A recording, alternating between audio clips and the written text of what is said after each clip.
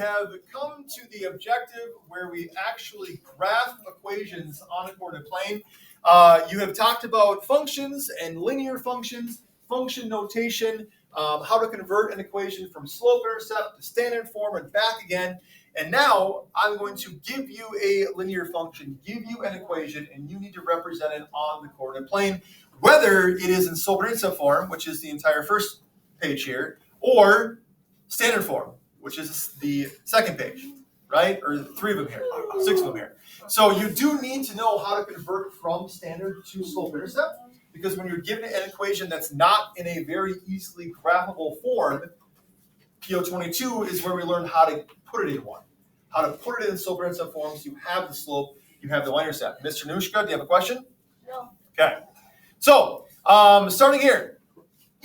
Here are the 3 steps you can use to graph any linear equation. And remember, a linear equation is an equation that has slope. Okay, slopes and linear equations go hand in hand. If an equation has slope, it is linear. If it's a linear equation, you know it has slope, right? So step 1 is to write the equation in slope-intercept form. That is our graphing form of an equation, which is y equals mx plus b. Write the equation in slope-intercept, which is y equals mx plus b, of course, n being the slope and b being the y-intercept. Step 2, you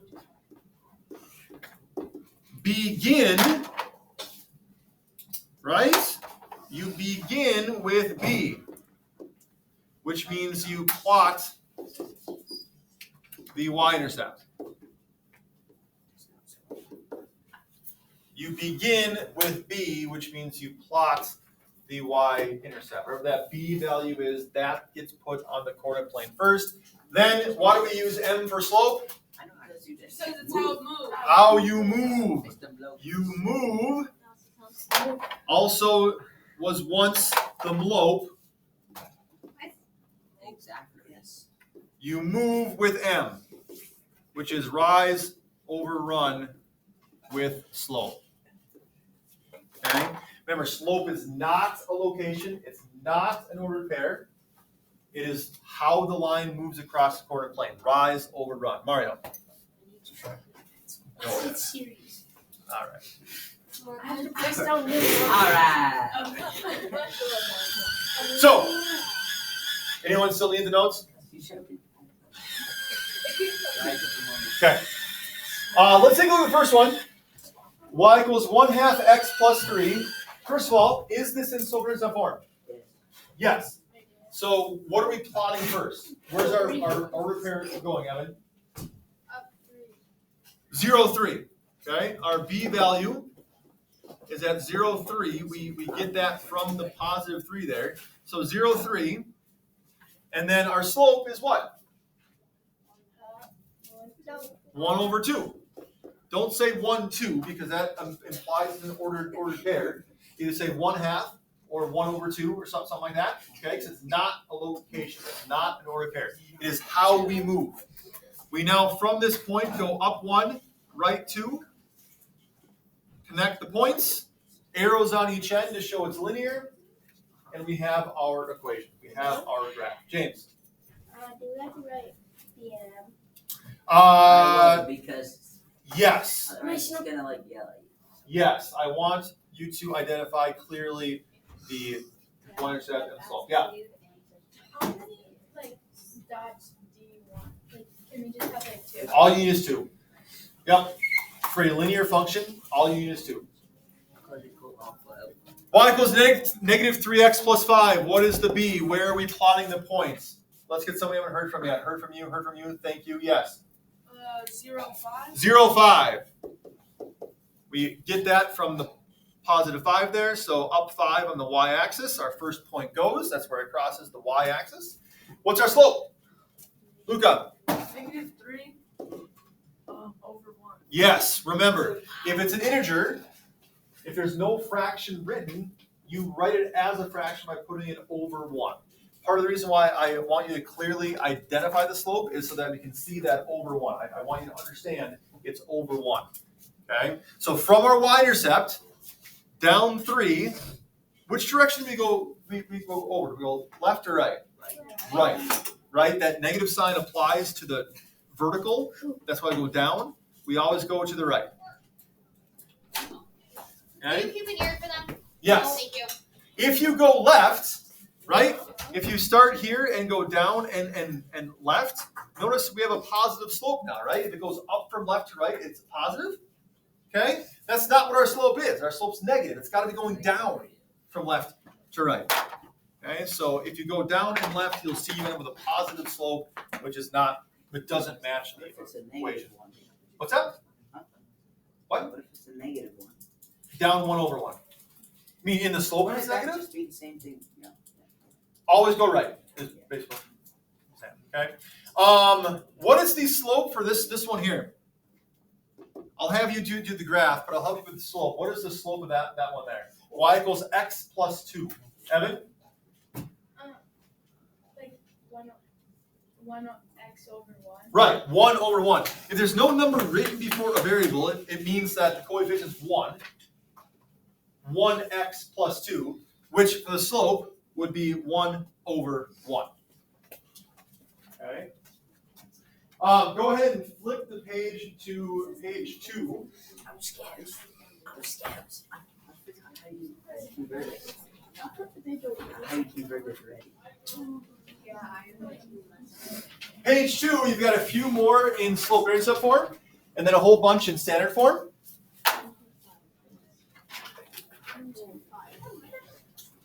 Look at that first one there, y equals 3/5 x. What's the y-intercept here? This is the kind of mistake that folks tend to make.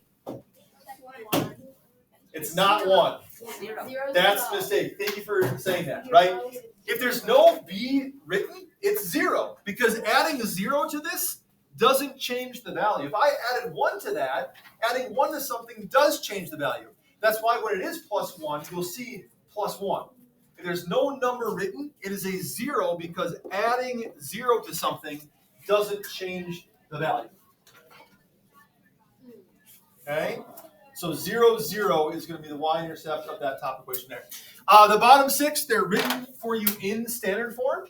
So here's where we have to use step 1 of our steps on the first page and say, first we have to put this into slope intercept form. You did this in PO23 though. Which one do you want to do together? Tatum. I don't know. Bottom left. He doesn't know how to convert. Well, I do. I was gonna show my skills. all right, Tatum, impress me with your skills. Bottom left here. You have to move the x over. So like you do the opposite. 65x minus 26y equals 156. We want to put this in a slope intercept form. So Tatum said move the x term over using opposite operations. He is correct. Start by subtracting 65x. And then the x has to go first. The x has to go first. Negative 65x plus 156 equals. Okay. Negative 26y. Because these cancel out, that subtraction sign follows. And then Negative 26y equals negative 65x. The x term goes first. Plus 156. And then, don't you like divide by 26? yes, except divide by negative 26. The second step to convert into slope intercept form from PO22 was divide each term by the coefficient y. So everything gets divided by negative 26. Step 1, move your x term over. Step 2, divide everything by the coefficient y. That's how you convert to slope intercept form. These cancel out. Negative 65 over negative 26. What is the GCF there? What do we divide by? What goes into 26 and 65? Someone with the quick maths here. Ben? 13 does. Right? If you divide 65 and 26 by 13, it simplifies to be positive 5 over 2. The negative signs cancel out, and 65/26 becomes 5/2. What's 156 divided by negative 26? Negative 5.88461538. No, that's not an answer. You have to see. What? Your calculator will literally make you It's negative negative 6. Negative 6. Oh my gosh, What do we mean? Okay? Folks, 156 divided by negative 26 is negative 6. So the equation that you're graphing is y equals 5/2 x minus 6. If you have a question, let me know. Any step in this process that is not clear to you, stop me and ask. Why we divide by 13 is because this slope is not very feasible to graph. I don't want to be going down 65 and over 26 on a 10 by 10 coordinate plane here. So this fraction gets simplified by dividing 65 and 26 by 13. That's the GCF, because that's the GCF. 13 goes into both 65 and 26. It's just simplifying the fraction. And that becomes 5/2. Okay? So now, folks, graphing this, negative 6 is our B. Our slope, 5/2, means we're going up 5, right 2, and this is the line. Okay?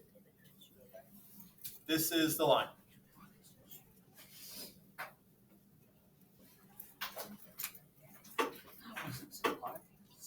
One more of these to do together, just because they are the trickier of the new part, yeah? Okay. Negative 7x plus 8y equals 0. The last one. It's given to you in standard form, which means your first step is to put it into slope intercept form. We do that by moving our x term over, add 7x to both sides. Negative 7 plus 7 is 0. 8y. The x term is written first. And in this case, do we have to write the plus 0? No, it doesn't change anything. Can you? Certainly.